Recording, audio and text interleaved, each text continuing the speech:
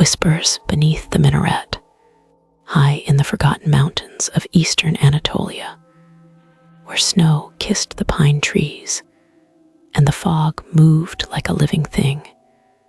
There lay a village abandoned by time. Once known as Darav, it was now absent from modern maps and avoided even by shepherds. The village, locals whispered, had been cursed since the late Ottoman era, since the day they sealed something beneath the crumbling mosque's minaret with blood and prayer. Leyla Demir, a 33-year-old historian from Istanbul, was no stranger to dark legends. Her specialty was Anatolian folklore, and she had spent years chronicling forgotten rituals and forbidden stories. She had come across Darav in a footnote buried within an 1892 religious manuscript, which mentioned a place where the wind speaks in tongues and shadows bleed through stone. Her curiosity, stronger than her fear, drove her to find it. She arrived in winter. The road ended hours before the village, so she walked, her boots crunching through ice, breath misting in the freezing air.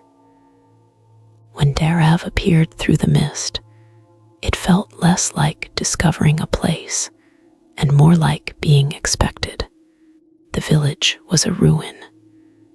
Wooden houses slouched inward, their roofs collapsed. A stone well stood in the square, dry and blackened, but the mosque remained barely. Its dome was cracked, and its minaret had snapped halfway up, jagged like broken bone. Leyla approached it, notebook in hand. Above the crumbling archway, ancient Arabic script was carved. What is sealed by blood cannot be unbound by man. Inside, silence. Dust lay thick on the floor. Prayer rugs, decayed and moth-eaten, were scattered like forgotten bodies.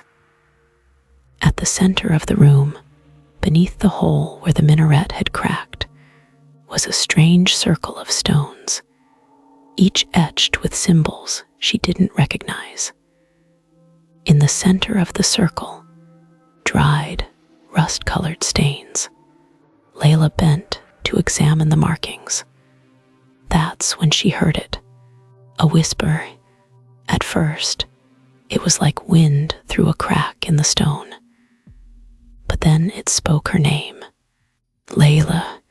She spun around, heart racing. No one. She was alone. You should not be here, the whisper came again. This time, clearer. She backed away. Her flashlight flickered. A coldness enveloped her, not the kind that comes from winter, but one that seeped into the bones. Her breath turned to fog before her eyes. And then she saw the shadow tall, inhuman, hunched where no one should be standing.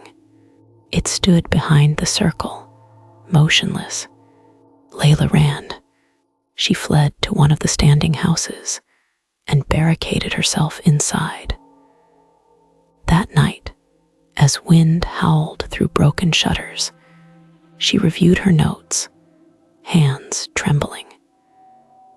She had recorded dozens of stories about Djinns trapped by imams, about ancient bindings, and the price of disturbing them. In her notebook, she scribbled, "Not just a ghost. It knows my name, it speaks it. Djinn." Sleep was impossible. At midnight, the house creaked as though someone walked above her. A soft knock came at the door. Once, twice, 3 times. She held her breath. The knock never came again. But through the thin wood, she heard a woman sobbing. The next morning, snow had covered. Weeks passed. a group of mountaineers reported a light in the ruins. When authorities investigated, they found no sign of Leyla, but in her place, they found her notebook. The final page was torn, the last words scrawled in blood. Do not speak its name. Do not go beneath the minaret. I am still here. It watches through the mirror. Since then, those who venture too close to Darav say they hear a voice in the snow, a woman's voice, whispering, "You broke the seal.